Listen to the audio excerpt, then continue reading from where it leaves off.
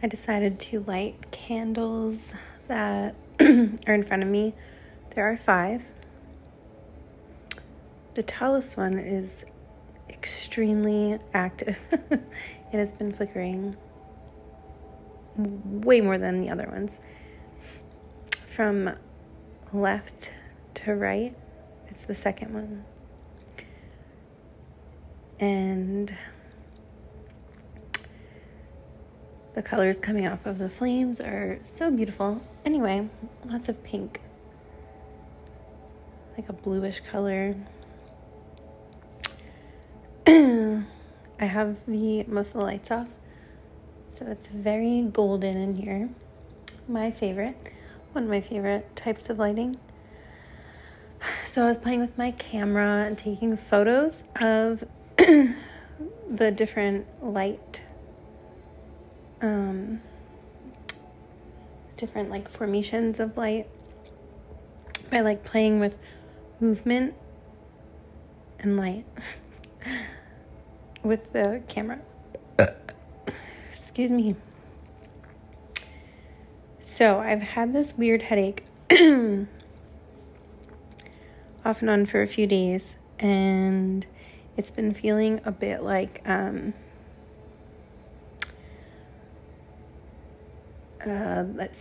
had this dream last night about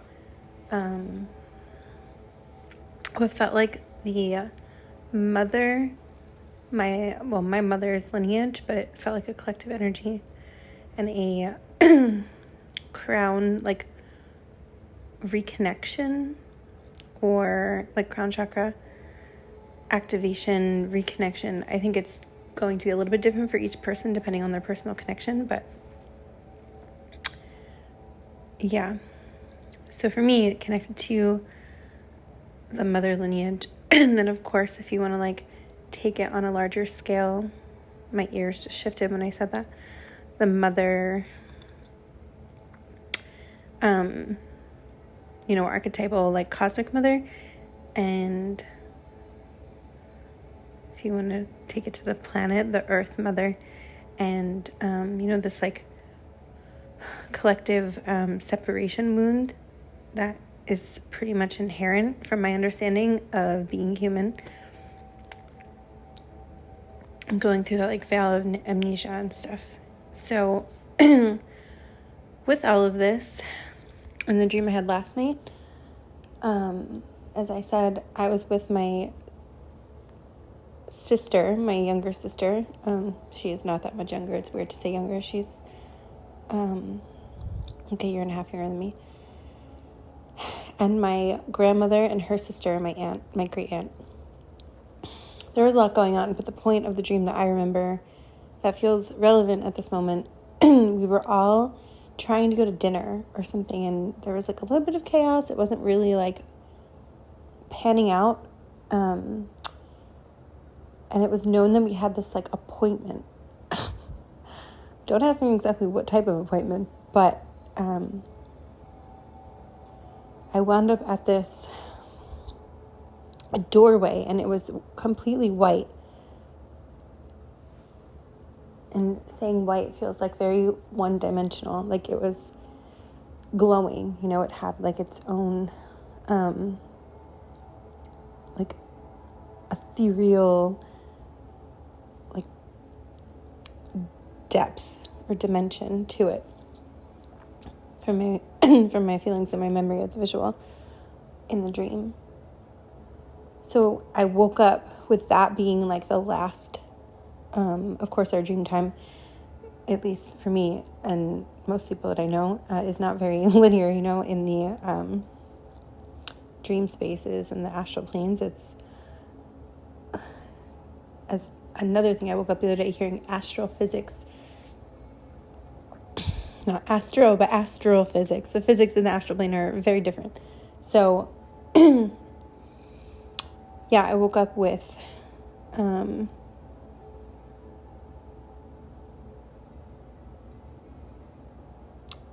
pausing for a reason. it literally felt like energy was like catching up. I woke up saying Keter, and Kabbalah. Like sometimes I'll wake up saying things with that image of the white door. And I looked it up a little bit later, and Keter is actually represented by the color white, interestingly enough. And it is the connection to the crown chakra. So it's so much more than that, by the way. But yeah. So the headache and all of the different experiences that I've been having lately really tied into that. And it's also ruled by Metatron. So the Metatron's cube can be relevant here, and Metatron is also known as an archangel and much more. Could do a whole entire thing on Metatron, but right now I'm focusing on kind of the connection through, if you want to say, Aster. The prefix is star. And when we enter into, our star body, like utilizing and opening the crown chakra, enter astral physics. And that may not be like a real term. That's just something that came to me that I like to have fun with. So this dream was basically like what I was feeling from it. The reconnection to really healing the separation wound, if you will.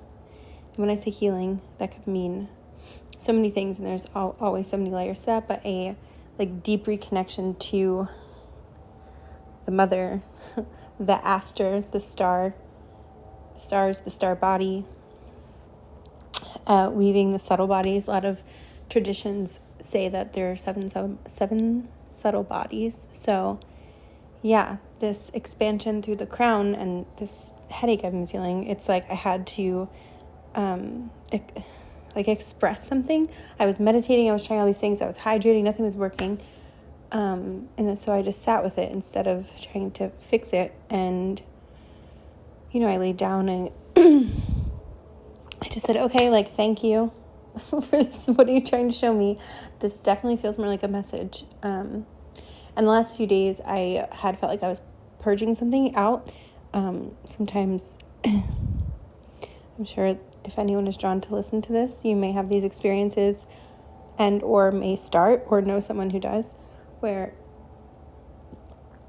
your physical vessel linked into these higher realms of consciousness that are being grounded here, then like weave through the, frequencies of the earth, the weather patterns, the geomagnetic activity, storms of all forms. You can actually purge through your body some of the upheaval that that goes on. Sometimes, I've been around my family recently, and this happened where I could feel this, like,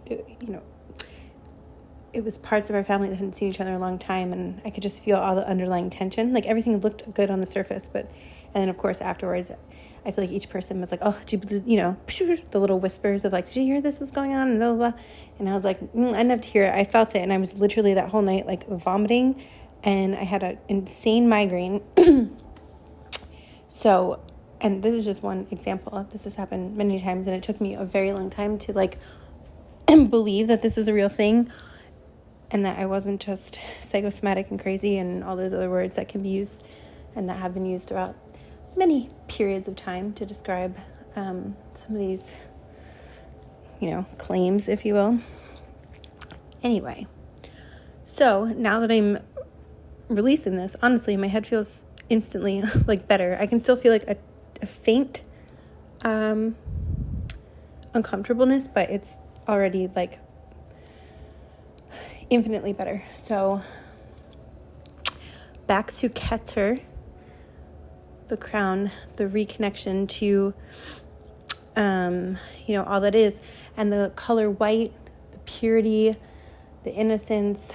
I was listening to someone the other day who I've learned a lot from, and she was talking about the purification process. And then as I was walking earlier, I heard in my head samskara. I hope I'm saying that correctly. My apologies if I'm not. I'm looking it up right now, just to be sure, because pronunciation is important to me. Okay, here we go. Samskara. Samskara. In case no one has ever heard of that, or if you have, great. It's an Indian philosophy. And it says, samskara are the impressions and dispositions that develop and accumulate deep inside a person according to these schools from perception, inference, choices, preparation, practice, interaction with others, thoughts, intent, willful actions, and such karma. So I went and continued on and dug a little deeper because I really wasn't expecting this to come up. And I was outside just taking a stroll, looking at the moon. I was seeing all these beautiful moon light codes, as I like to call it. And I feel this like uncomfortableness rising up in my chest. So I'm just taking a few seconds and doing a little clearing. So it went on to talk about the 16 rites of passage. And I've been pulling this one card in my digital oracle deck. It's an Egyptian deck. And the Anubis card about transitions and basically being a mystery school initiate and the rites of passage. So that's been coming up a lot. And I've been seeing a collective of a while now of the 3 fates. And there are some readers who I listened to who did a reading on the 3 fates. So all of this weaving, if you will, that this, I suppose I'll call it a transmission that I am really felt called to do. It's funny, each time I was about to say, well, it started with, and it really, it's been a weaving of different things that have been coming up. And, all honesty, I've been really hesitant to release videos and just transmissions because I've been told in the past that, I come off a bit disorganized. And I realized I had some amazing person come in after someone had brought that to my attention specifically. And, I'm very open to criticism and feedback and and things like that. But I realized that I let it become a detriment to even trying or expressing myself. So I'm sharing this because it feels relevant and, healing to myself and maybe to anyone else that has maybe gone through this or is going through this or some version of it. And it can really apply to any part of your life. But, so the person who then encouraged me to not, to not change and to just show up as myself, then booked a session with me and explained that my expression is just nonlinear, and that's okay. There are linear thinkers and there are nonlinear thinkers and forms of expression. And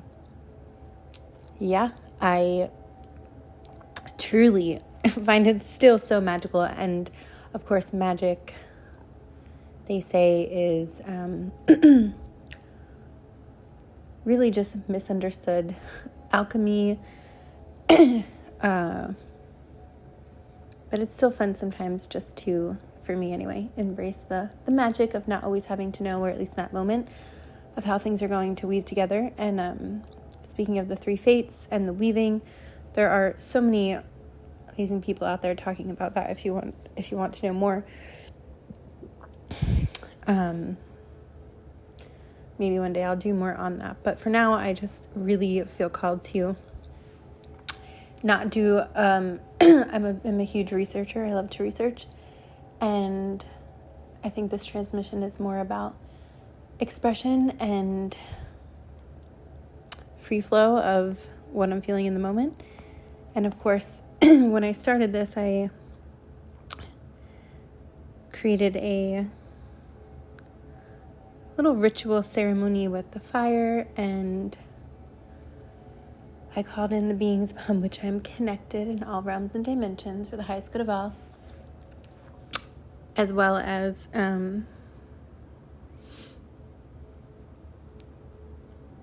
a little bit of, if you want to call it, grid work, where I tuned into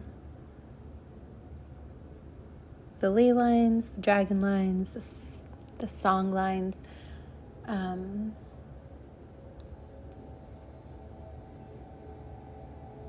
the crystalline grids, templates, beings of all type, and just allow any frequencies that I can pull through, when I see light codes through sources of light, fire, the moon, which is really just reflected from the sun, of course, the sun. And because I do it so frequently, I can just tune into my auric field and see these beautiful light codes appear. And I will, just channel that in and allow it to flow through the highest good. I can get much more specific, but that doesn't feel like the right time. This does not feel the right time to go completely slammed into that. So as I was laying here, as I said in the beginning, and taking photos, which is not something I've always said. I've kind of just recently gotten into this whole idea of like movement and light. And it actually started, speaking of light codes, because I kept seeing and seeing these light codes in different ways, and of course over time they're evolving with me, or I'm evolving to perceive them, more likely, maybe a little bit of both. And I just kept asking, like, how is there a way that I can like physically show this? Like, I want, I didn't want to paint it. I'm not like really, when I paint, that's another thing I've started doing more recently. I like to more free flow paint, and just kind of mix things together, which is its own form actually of beautiful codes that come through. But this, I was like asking for a representation without using like digital art. And then one day I just, out of curiosity, started doing this light movement thing, and with camera, my iPhone camera. And I realized that some of the photos started to come out and look like some of the codes that I see like in the air or wherever I'm perceiving them from, different places. And I was like, oh my God, I asked for this. Like, that's so cool. And so, yeah, I just do it when I feel called. My crown just started to tingle. And so today in front of the candles, I was doing that, and I decided just to put my hand in front of it. I don't know why, I just did it, just a feeling. And it reminded me of a lucid dreaming technique, because my hand in the photo looked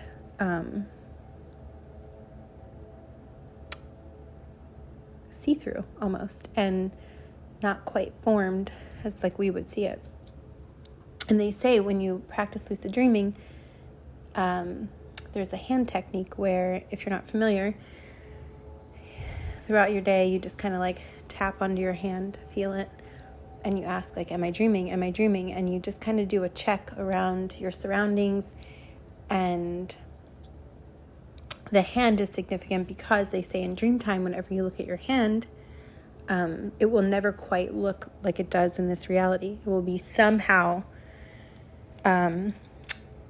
different, you know. It could have more than 5 fingers, less than 5 fingers. It could be see-through. It could be like wavy. It could be really big or really small. You know, there's many different forms that this could come in. And when I was practicing lucid dreaming consciously, one of the first times, probably back in like 2018, 17, I was doing this technique for a little bit. It didn't take very long for it to work. But everyone's different, of course. And when I was in a dream once, because, you know, I had that subconscious, programmed of, am I dreaming, looking at my hand. So in the dream, I looked at my hand and was like, am I dreaming? And it was, kind of looked like it did in this photo I just took. So it reminded me of that. And I can share that so you can see it. Or it might already be up. I'm recording this. I'm not sure if I'm going to share it and or how I would present the photo. But yeah, so it inspired me. And lucid dreaming, of course, there are so many, especially nowadays, so many techniques out there. And, you know, I feel it's really not a one-size-fits-all kind of thing. You know, you can really just like have fun with it, and there's no rush. These things happen in their right timing is something that I've also learned.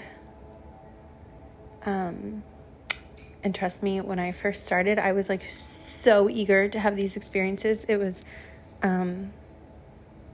probably a little bit, just so eager. And now, mind you, I have been an avid dreamer my entire life, and I've always been super connected to my dream world. So it wasn't just the dream experiences, but just in general, any type of, you know, more metaphysical, challenging reality type of experience.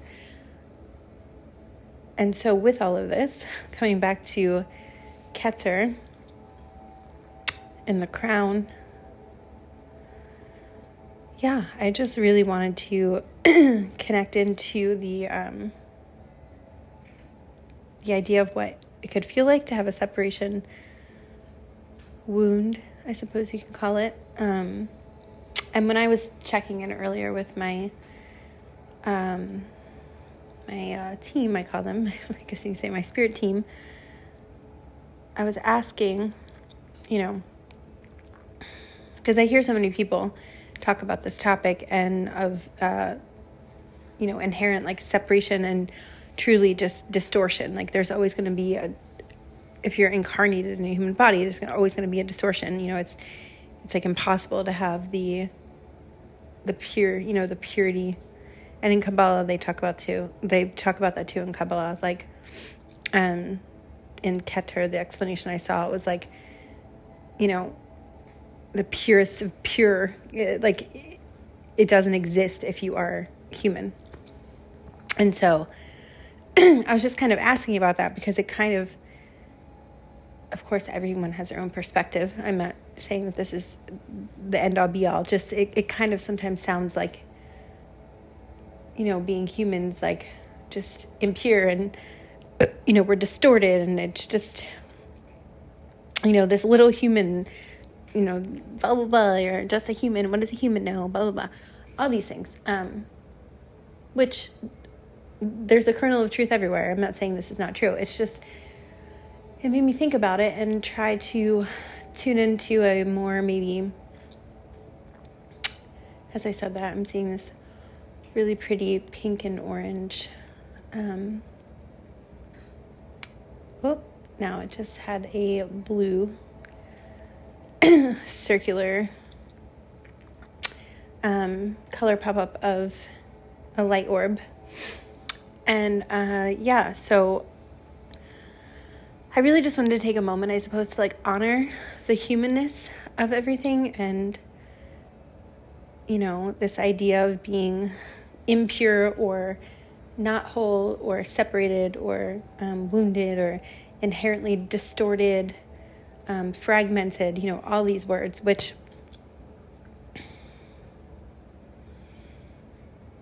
yeah, I mean, if that is the experience of coming into a human body, then the wholeness of however that equates to anyone listening to this, I suppose is up to each person to decide how that feels for them. But I just wanted to look at it from the lens of, I suppose, like the excitement of the individual, I said that really funny, the individual, and, you know, that moment of the Keter in the human body where it's like you feel that oneness and that reconnectedness. And if, you know, you've never experienced that before, that is totally okay. And, yeah, it is something you can certainly, I don't even like the word work on. It's more an awareness, and it's something that can occur with slight micro changes in your life of mindfulness, awareness, intention, without rush. People connect in different ways. You know, I really love connecting to a lot of ways, but right now, like sitting with candles for me is very, now the first one, I was saying in the beginning of this, the second one has been so active. When I said that, the first candle just started to flicker really fast. Yeah, you just realize, you know, or you can realize, I should say, with that awareness that the more, you know, they say where energy flows, it grows. Oh God, sometimes when I'm in these transmissions, I cannot remember phrases or words or English. Where attention goes, energy flows, something like that. It's basically just trying to say, yeah, where you focus, things will grow. So it doesn't have to be in any sort of time crunch, which is a whole other something I want to speak on soon of time. But for now, coming back to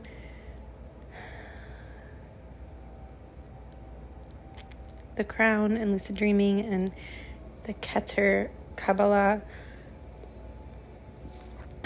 reconnection of separation. Yeah, and just again honoring the humanness of being human. And when I said that, my head actually, I felt the pain come back in. So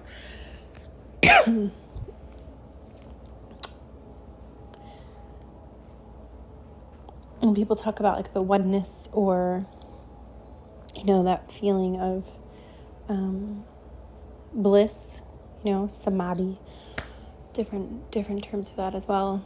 A million terms for everything, really, which is kind of cool. If you really break it down like in etymology, you can, you know, if you're not familiar, look up like the origin of words and the root, or in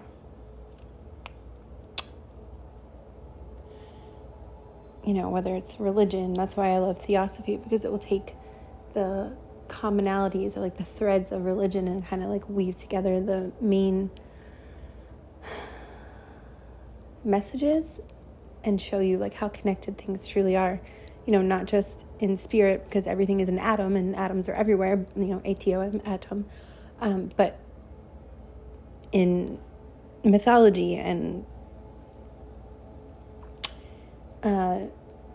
philosophy, you know, there's just these beautiful weavings that I have found when I look into, you know, many different schools of thought in many areas of life. So yeah, it's really cool. And then, you know, just sitting out in nature, or like now I'm in this beautiful living room at my friend's place with the candles, and I can, you know, realize that when I put my intention on something like a candle flame, it interacts, you know, with you in different ways. And, you know, you might sit down and look at a candle flame and do it, and nothing happens, and go, oh, she's full of shit. Well, that's totally possible. But, you know, this is a practice I've been doing now for years. And in fact, I remember the first time I remember this so clearly when I sat down. So I've always loved candles. I've lit them. I've had experiences, but you know, it's different when it's not conscious. And then you kind of go through different phases with that as well. which is absolutely totally normal and a part of these initiations and like rites of passages. So when we kind of come back online, because we, have these already existing potentialities, and a lot of us have mastered these things in other lifetimes and memories, and however you want to look at it, that's a whole other topic. When I said that second flame just like almost went out and like lit back up even stronger, and these like beautiful sparks of blue, like iridescent blue little light codes, like all just sprinkled around it. So pretty. I just heard in my head the blue flame initiate and the blue flame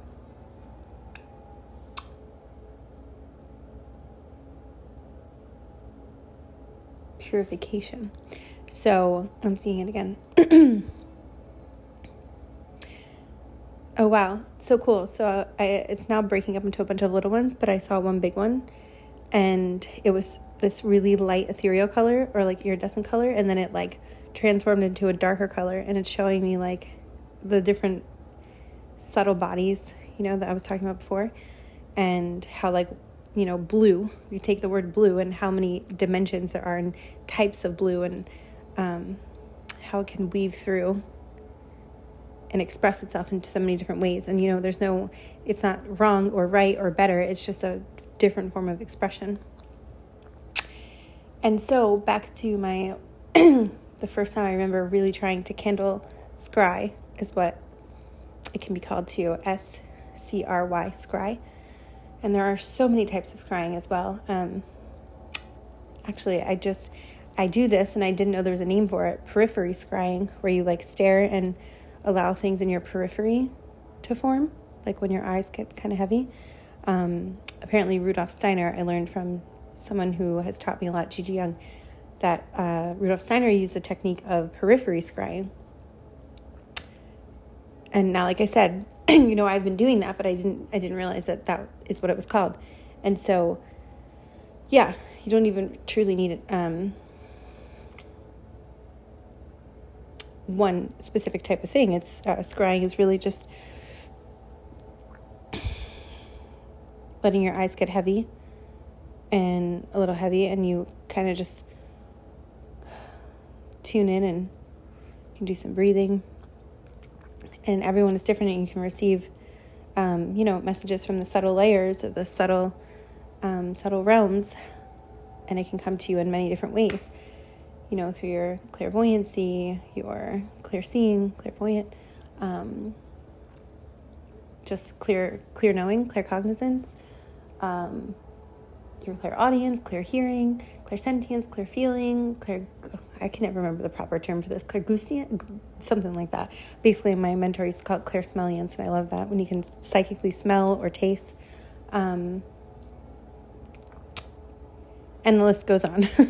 All of these, I tap into all of them, so you don't have to limit yourself. There's, no one way, and there are so many techniques. I actually wrote a little blog about scrying, and that is something that I plan to talk about more, but for this present moment, I will go back again to that first time I tried to candle scry, and I sat down. I remember I didn't know the word scrying then. I was just trying to meditate with the candle. It was before I established a daily meditation practice, so it was my last relationship, so it was about 7 or 8 years ago, which is crazy, 2016, because we're in 2024. I was living in this apartment that I loved. I loved that apartment, but it was kind of controversial, but I really liked it. Anyway, my boyfriend at the time, I don't think was home. We didn't live together very long, but I lived with someone at the time, and I think he was at work, and I was by myself in the bathroom, and I sat down, I remember, Indian style, and I lit a candle, and I was staring at the candle, and I was just like, okay, now what? What's going to happen? What am I doing? This is so silly. Like, all these things just came up, and I was like, oh my God, this is ridiculous. Nothing's happening, blah, blah, blah, which I'm sure anyone who's tried to meditate the first time, unless you maybe grew up with it as part of your culture or your everyday life. Your mind, they call it the monkey mind, just monkeys around, and that's kind of what happened. And I blew out the candle, and I was like, oh my God, that is so ridiculous. I'm never doing that again, blah, blah, blah. What was I thinking? All this stuff. And then it wasn't until, I'm not sure in linear time how much later, but maybe like the next year, that I tried it again. And I was in a much different headspace. I had started meditating. And yeah, it just sort of evolved from there. And I started to see color come out of the flame.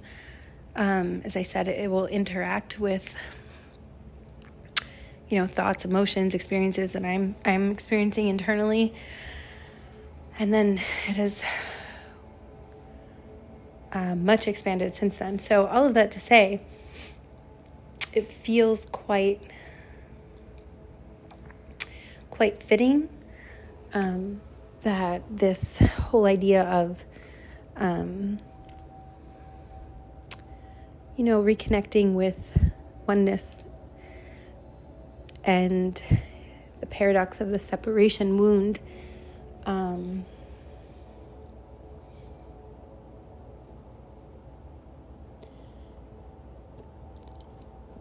my pauses are because I keep feeling this like heat coming up through my chest.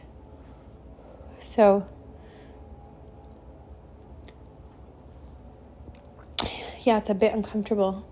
And that heart, the heart reconnection, of course, through the thymus, the upper heart. They say the seat of unconditional love, or the high heart chakra, which is, the thymus gland that is connected, I believe, to our immune system. So our heart and our throat, right where our neck kind of, it's like an indent right in between the clavicles or the collarbone. It's like where the high heart chakra is. And it can often, at least to me, be represented by like an aqua, like a turquoise, like a green-blue combination. Which to me is, in my research and my connection, is also representative of the mother arc in the 3 founder flame triad. So connecting and reconnecting through that mother arc, can really assist with feelings of separation, even if you're not accustomed to these terms or, connecting with your crown chakra or anything like that. Just humans, I think, tend to go through periods of time where they feel a little lost or lonely. And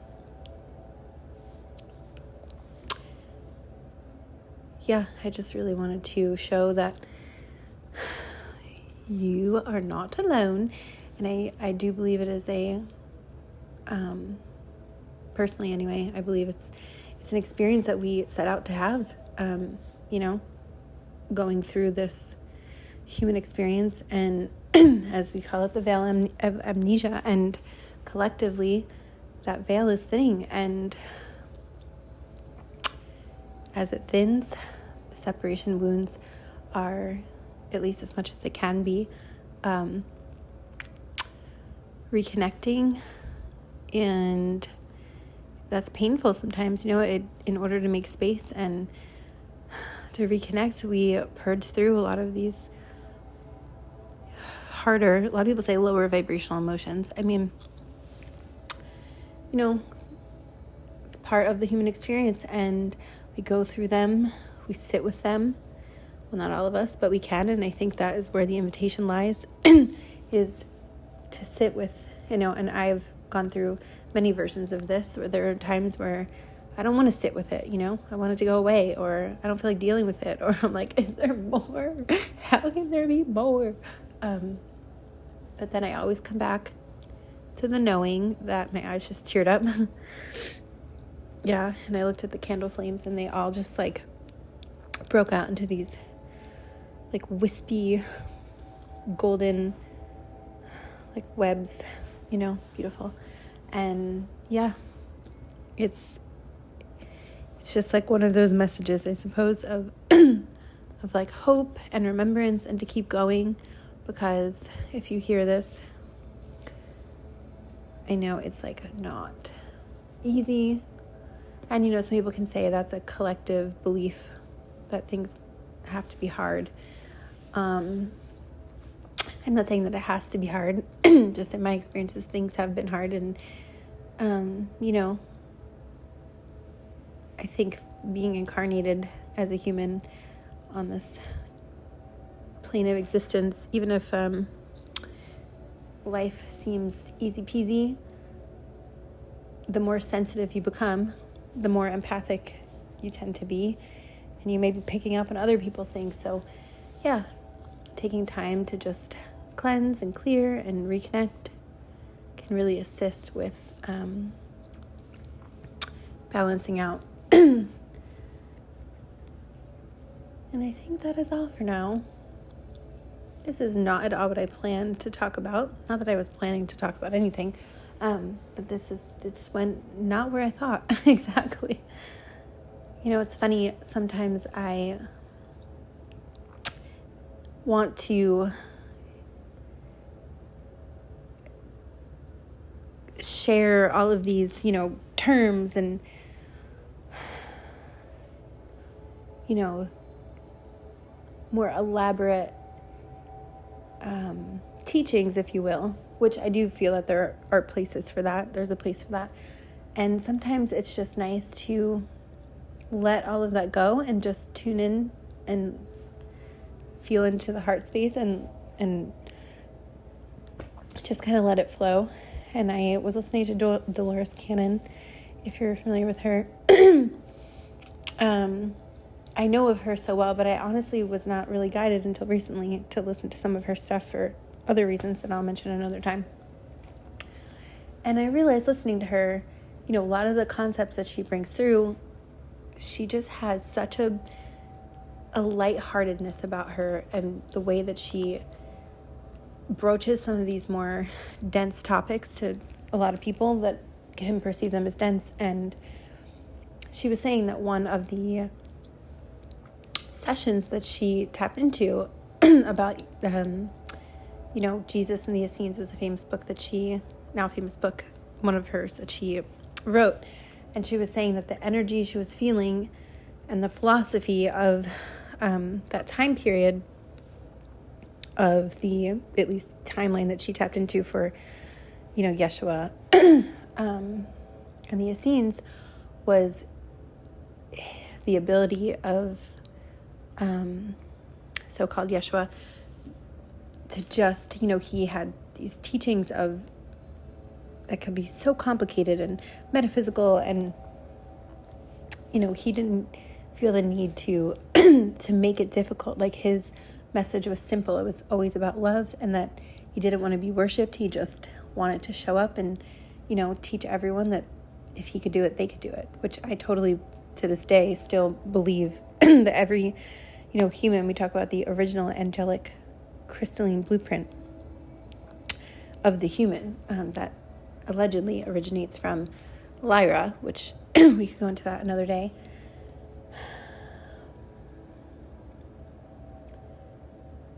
And it just reminded me of the connection of just showing up and, yeah, just, you know, they say all you need is love, all that mushy stuff, but like, truly, if love is the highest frequency, like they say, sometimes the more complicated teachings just don't always have to be front and center. Sometimes it can just be simple. And I think tonight, that is what I was ultimately feeling, is to just bring it back to that simplicity. And, you know, there's so much pressure, you know, even just this, at least in the West anyway, I've chosen lately a lifestyle I never thought I would choose. And just the amount of pressure of questions that I get, and then I internalize that and I put all this pressure in myself. And sometimes, and sitting here with these beautiful candles and this background music, which actually happens to be a subliminal. I love subliminals if you don't listen to them. A note about subliminals though. People, I just felt something on my my left, like upper rib cage, like kind of under the armpit, but on the back. I felt like something was like tickling me.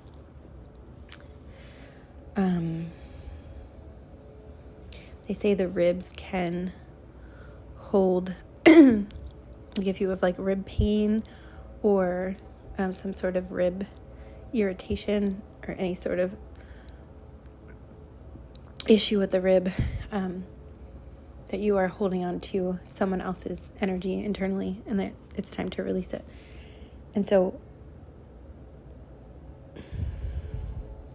subliminals, sometimes people, if you haven't heard of them, they're great because they bypass the conscious mind and go right to the subconscious to kind of rewrite, whatever it is that you're trying to do.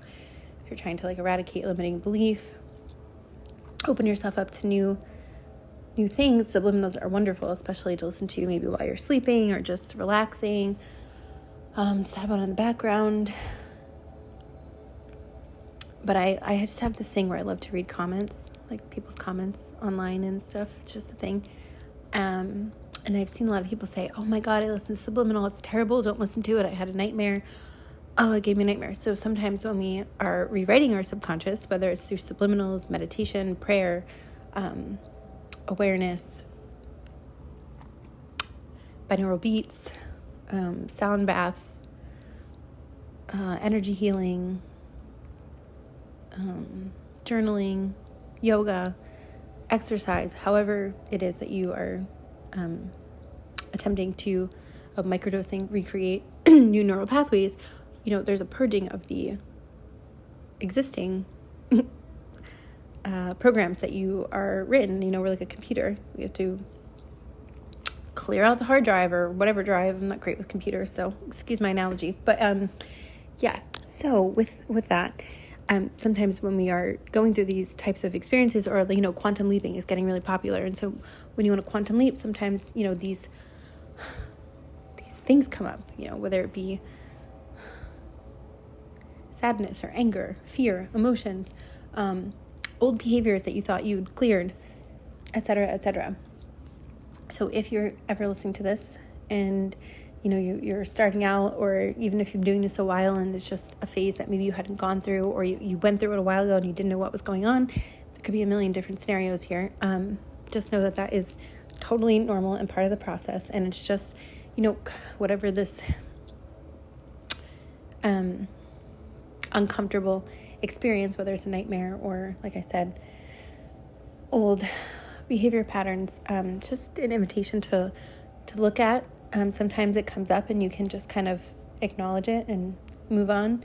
Sometimes you might need to go a little bit deeper by journaling or trying to see the root cause of something. You can look back and notice patterns that maybe at the time it came up, you just weren't quite ready to see the fullness of it, because sometimes, when these things come up, it's like you can look at it, sit with it, ignore it. There's many options, and, it will just keep coming back up, maybe in different forms, until you're ready to really release it. And even then, it may come back in a new way. And it doesn't mean you're doing anything wrong.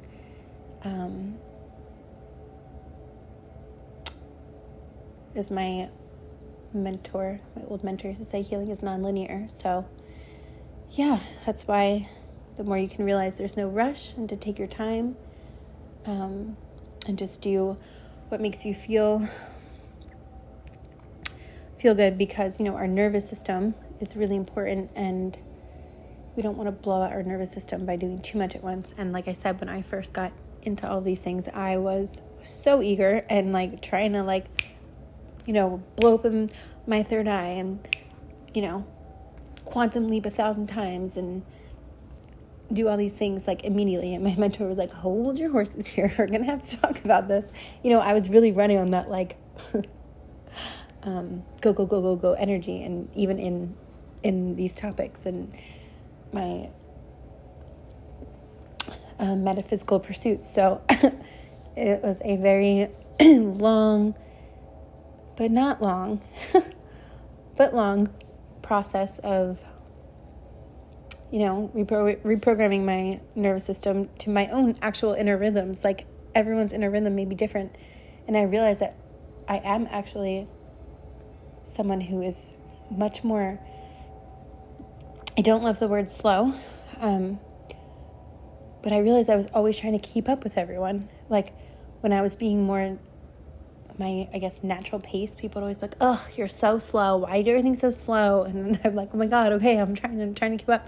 And I was always so tired, or I was always exhausted, or I had these migraines. Like I and it gave me these chances to slow down and really look at like, what is my natural pace? And with all of that, it also,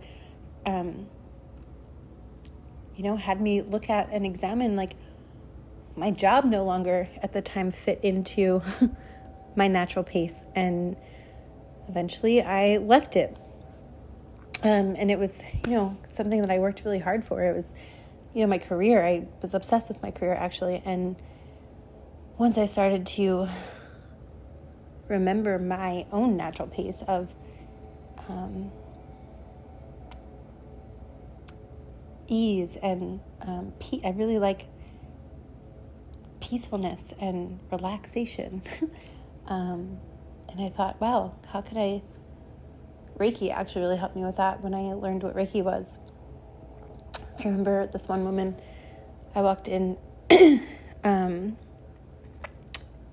her Reiki room, and I was like, so, I'm just curious, like, what made you get into this? And she was like, it was so simple. She was like, I had my first, or one of her, beginning Reiki sessions, and she was like, I noticed everyone around me in the area was just smiling. And she was like, I want to smile more often. And she was like, people just got along, and the environment was just kind of positive, but not like, manic. And these aren't her exact words, but this was like 10 years ago. This is what I remember, maybe 8 years ago. And yeah, she's like, so I was like, sign me up. And so she did. She changed her life and became a Reiki master. I don't know if she was a Reiki master. She might have been like a Reiki 2, whatever. And that is why she did it. And I love that answer. And that always stuck with me because I don't remember her name. I don't even remember what she looks like, but I remember that story so well. And yeah, so things like that can start to happen too, where you realize like what you're doing in your everyday life may not really match up with what you're calling in. So, there can be these like they say trust in divine detours or seeming lag times where it gives you time to kind of readjust and realign to meet that new pattern that you are calling in, or that new neural network you're creating, or that new belief that you are establishing. The list goes on, that new timeline you are quantum leaping to. And yeah, another thing with timing is that it truly is your own unique individual experience. And one of the things that I have really been learning to let go of is comparing myself to others. And I am not perfect at it. I still do that sometimes, but it's so much better than it used to be, like so much better. And that has been such a huge part of really embodying that like time is not linear. Like, and I will go into that another time because that's one of my favorite topics. But yeah, it really will. It will show you that sometimes when things seem so slow or stagnant or like nothing's happening, talk about that oneness, when you can learn to tap into that knowing that you are truly never alone and that there is some form of connection, whether or not we are all literally one. I mean, yeah, again, atoms, the morphogenetic field, we can go into all these different names and experiences, but, you're still in this human vessel, so it may not always feel that way or look that way.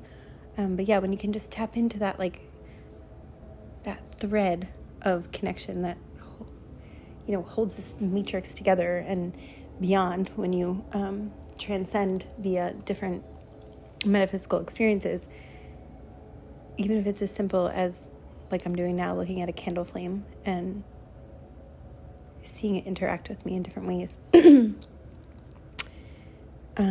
Yeah, that's consciousness for you. I'm just kidding. I mean, it is, but there's so much more. It's just, wow.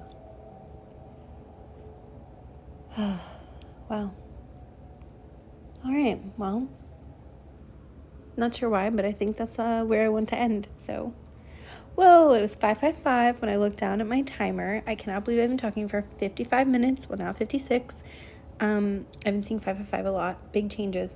Actually, I was writing an email today, which I was actually extremely nervous about, but I hadn't done it in a while. Like what is it called? I was crafting an email, like a link, a chain, like to multiple people, because I'm hosting an event. I decided to bring back guided astral journeys, which I'm still thinking of a name for that, but that's what it's being called right now.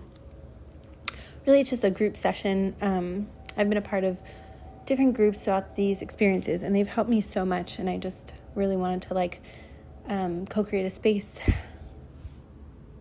to give that opportunity to give back in that way. And so decided to do that. And as I kept seeing 555, which can indicate big changes coming fast. And yeah, that was today, and I was in a cafe, which I also hadn't done in so long, just like sat in a cafe and like worked. I'm using air quotes because it didn't feel like work, but I guess it was technically work. I used to work in cafes all the time with my old job, and not like as a barista. I mean, I was a freelancer, so I would take my computer and do work in cafes. And so I was sitting there, and I realized as I was writing this email, I tuned out for a second and I listened, and there was Sam Cooke change gong kun. I can't believe I just said it like that, but that's what he says. Yeah. And so that just reminded me of that. But yeah, big changes are happening in so many areas of life for so many people, and it's an exciting time. And that's why I think moments like this of just slowing down and reconnecting to the simplicity can be really helpful, at least for me and some others that I have connected with or seen online or just had conversations with in passing. So yeah, that's all. I think I'm officially done now, and I really need to pee. So stay hydrated, do something nice for yourself, maybe get something really, really comforting, like I'm sitting on this like fluffy white rug and this really soft blanket, and there's like cute black a black cat laying a few feet from me. Yeah. Now I just have 59. All right, that's all. Thanks.